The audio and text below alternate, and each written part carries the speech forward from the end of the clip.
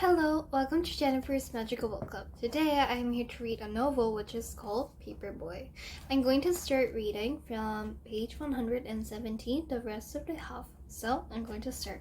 I put down check marks in the collection book at each house, but my marks weren't as neat as they had been at the start of July. If Rat didn't care about throwing papers the right way or keeping as root but neat, then I didn't care either. I had thought that my last Friday nights would be my best night, but it wasn't working out that way. At Mrs. Worthington's house, the driveway was empty, but the porch light was on, which made me think that she might be waiting for me. I wanted to talk to her one last time, or maybe not talk to so much as look at her again up close. As I reached the top step, I saw a white envelope clothespined to the screen door. Written on the outside of the envelope in a nice hand was the word Paperboy. My hands were shaky, like just before throwing the first pitch of a game, because I had a feeling that whatever was in the envelope would either be all the way good or all the way bad. I didn't have my knife to slit the envelope, so I sat down on the porch swing and opened it as neat as I could with my fingers.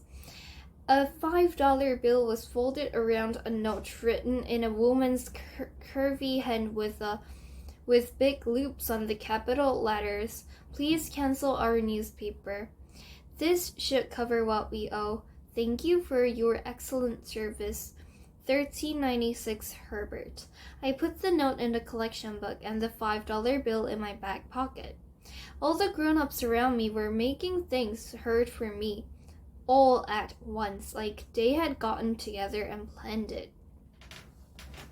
Before I could think what I was doing, my finger pushed Mrs. Worthington's doorbell. The chimes gave me a start when I heard them, and I jerked my hand away. My feet wanted to run, but I needed to see Mrs. Worthington. I rang the doorbell again. No lights came on inside. The house was dark and quiet. I sat down on the porch swing and looked at Mrs. Worthington's note again.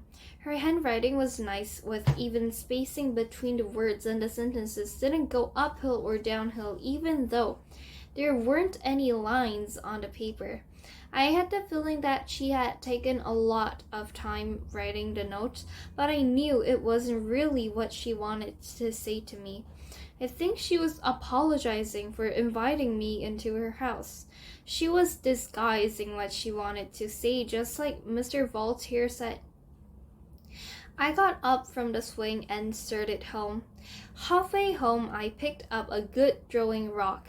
There were plenty of glass street lamps shining at me. The fat lights made good targets, and I could feel my arm getting ready to haul off and burst one, and to make the glass come down like a rain. But there was also the man in the moon peeking out through the clouds in the heat. The man in the moon was giving me a suck-egg smile.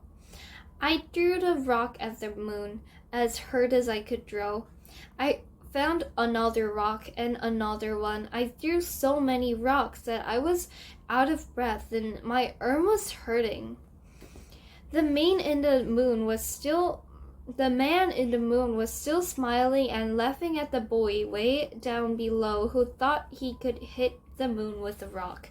So I'm done till chapter 15. I hope you enjoyed and have a nice day. Bye. See you later.